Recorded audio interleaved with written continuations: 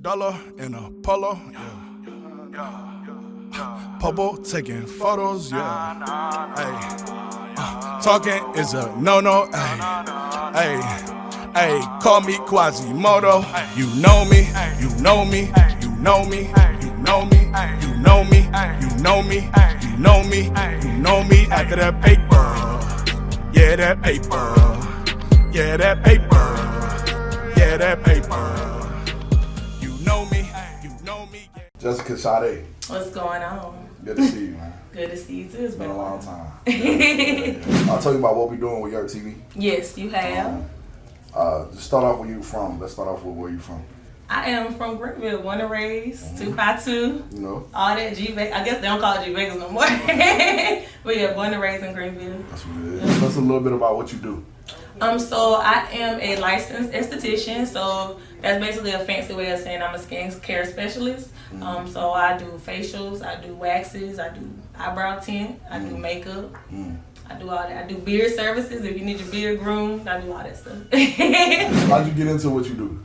So, if you know me from Greenville, you know I started off as a freelance makeup artist.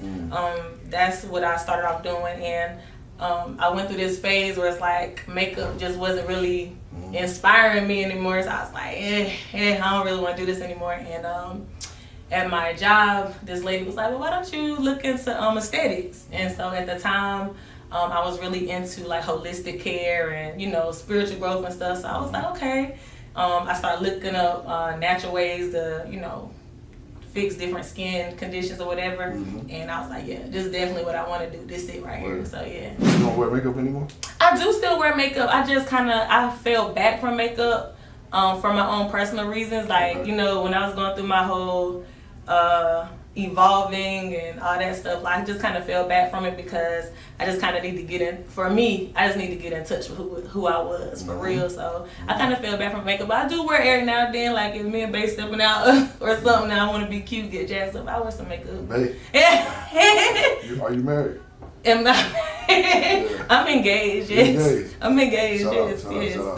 Keep your personal life private though, so. Yeah. You got a child too, right? I do. I have a 4-year-old. He just turned 4 the 29th of September. That's what's yeah. up. Yep. So, where do you see yourself in 2 years with this? 2 years. Oh, well, I already done started working on my 2 years. I ain't gonna tell y'all what it is, but just know in my 30s I'm gonna be a millionaire, and that's on God. That's on God. I know everybody say that. I know everybody say that. Yeah, everybody's saying that. Everybody's saying that. Yeah. But the thing is, I don't know. You can't be no millionaire if you don't know no millionaires. You know what I'm saying? I know millionaires. They on my line, and I'm dead serious. I'm dead serious. But I want to turn the Homie Goddess into a brand. And that's the name of it? The Homie Goddess. Yes. Where'd you get how'd you come up with that name? The name, the Homie Goddess. I was talking to this lady who I consider like kind of like an older sister, and this guy that she knows who's like a diviner, he told me, he was like, you really have like a warrior spirit. He was like, you remind me of the Dahomey women, the Dahomey Amazon women. What is that? What is that? I ain't heard of it. The Dahomey Amazon women are basically the women from Wakanda. You remember the bald-headed women in Wakanda?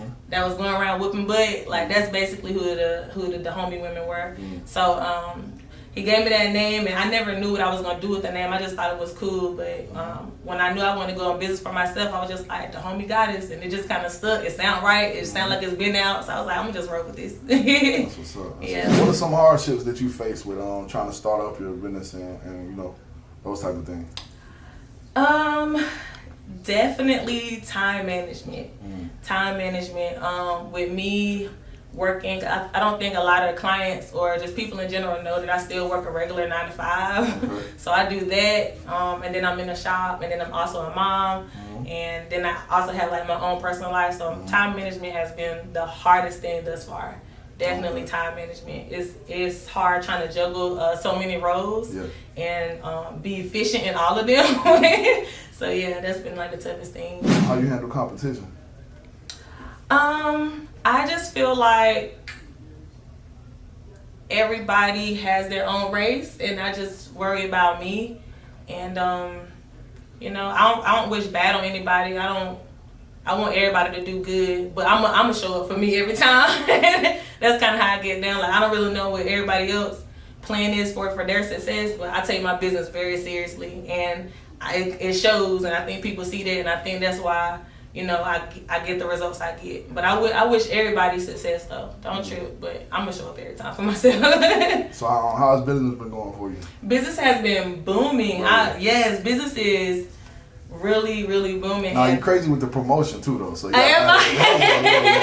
the way you promote this. Yeah, I'm not even gonna lie. I was really, really nervous about stepping out and doing my own thing because you know, Greenville get a bad rap. Just North Carolina generally get a bad rap for not helping each other and that type of thing. So I'm not gonna lie, I did kind of play into that a little bit. But I was pleasantly surprised by how many people like really showed up for me, and not even just friends and family, like people I don't know. Yeah. I had so many people just bless me with so many things. I got one girl I know, she made like a whole bunch of custom aprons for me, my custom t-shirt. Shout out to Be So Amazing in Raleigh, North Carolina. Make sure y'all check her out. Word. She blessed me with so much stuff. And the support has been overwhelming. I'm so thankful. That's why I'm always saying thank you to my clients. Thank you for leaving reviews because it makes a huge difference. Right. It makes a huge difference. Right. Yeah. What do you feel about the area as far as business? You feel like it's on the rise? You feel like, what do you feel? I definitely feel like it's a shift going on in Greenville. I don't really know what it is, but I can definitely sense that Greenville, business-wise, is on the rise. And I think that's why the field that I'm in is booming, and what you're doing is booming. AC Magazine, shout out to her because she booming. Shout out, a lot of people are really out here grinding and trying to make some things happen. And I think it's because the city itself is just kind of growing. And regardless of who we feel like, oh, I don't have support here or there, but it's you just gotta meet up with the right people. That's you gotta link up with the right people. Right. It's definitely out here. It's all about networking, like I'm sure that's how you got a lot of your stuff, networking and meeting people. And a lot of people don't take meeting new people seriously. A lot of people are, oh, I don't talk to no new friends. Say you straight up. Oh yeah. With no new friends, you're gonna be broke forever. You know what I'm saying? Straight up, like forever. You got every level you got in life. You gotta update your friends. Exactly. A millionaire will tell you that straight exactly, up. Exactly. Networking is so important, and a lot of people. I think some people think that because on my social media, I'm naturally outgoing, but in real life, I'm very much an introvert. Like I don't really. That's why it's so easy for me to stay in my lane because that's what I want to do anyway. Like, I don't really, I'm really kept to myself. I'm really shy, but being in this field, it forced me to have to talk. It forced me to have to sell myself. It forced me to have to represent for my brand. So now I'm just kind of, I don't really care as much. Like I do what I got to do. I love meeting people. I love making business relationships. Like, I'm really good on friends. I got my solid, 3 or 4, and that's really it. But everybody else, I love making business friends. Like, I need people that are resourceful, so I can be a resource to you. You know what I'm saying? I want to be useful. Use me so I can use you. We can help each other grow. Like, that's where I'm at. That's networking. Yeah. Why'd you stop singing? Well, you didn't stop singing. But you used to be an artist at one point in time. Yeah. No, not just Mulan. Yeah. So the thing with singing is, I feel like what separates mediocre artists from amazing artists is their passion for stuff. And I have a true passion for music in general. Like, I love music. I always have. My mom and her sisters, they used to have a record deal. Used singing gospel music. So me and my cousins used to play on the elevators while they was in the studio. Yeah, like for real. So I'm really into music. But singing itself, like just singing and being in the forefront, it's just, as I got older, it just really wasn't for me. It just really wasn't for me. But every now and then I'll get on Facebook and do, if I'm in the mood, I'll sing a song or whatever. But yeah. That's it really. That's what it is. I always wanted to know that. Yeah. That's what everybody say, like, oh man, you can really sing. Right. I'm like, it take more than that. You be getting like, share, you're trying to be kind of trying to go viral sometimes. Yeah. A lot of people rock with it though. So you should always keep that in. And this is like a time where if you make music, like you need to make music. So I shout out to Jabari because I always told him like I would do like background singing. I do like some background singing for another artist. Heck yeah, that's some good money. I do background. Too many people want to be in the front, Too many people want to be in the front. I will definitely sing background and get paid. That's all I care about. So, what would you say to somebody that's trying to get into this field? Somebody that's looking at, like, they don't have anything but you right now. If they see this, like, oh, okay, she does this. What should I do? What type of steps should they take? The first thing I would do would be to look up a local, like the program that's closest to your city. That'd be the first thing. What kind of program?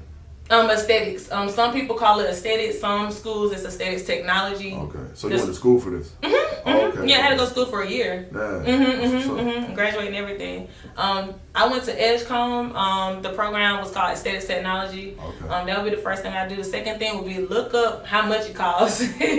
So a lot of different programs out there. All of them are like different prices. Some people offer financial aid. Some don't. Some have interviewing processes.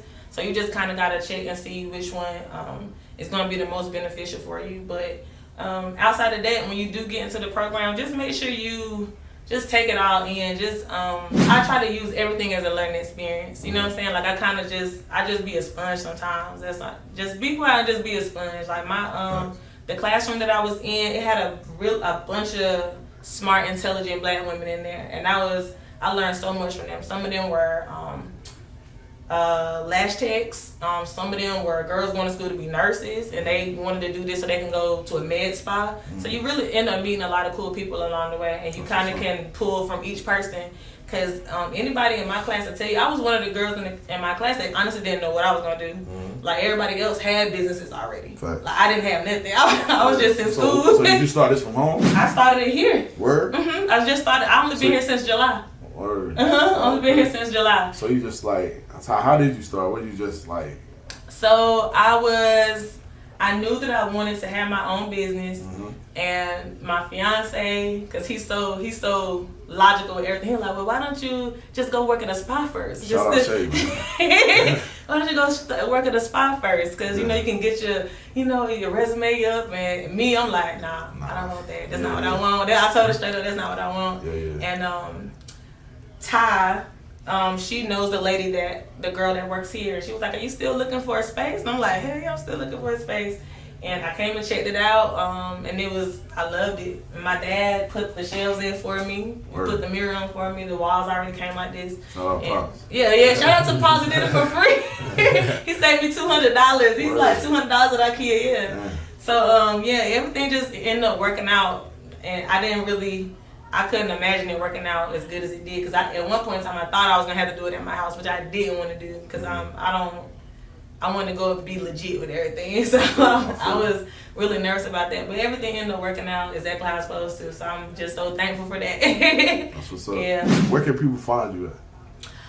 You can find me on Facebook. My personal Facebook is Jessica Sadé. My Instagram page and my Facebook business page and my Twitter business page, all of them are The Homie Goddess. I have all three of those right now, and you can also check out my website at www.thehomiegoddess.com. And it's up there. You get like a little bit of background on who I am, and you can book your appointments up there, all that good stuff.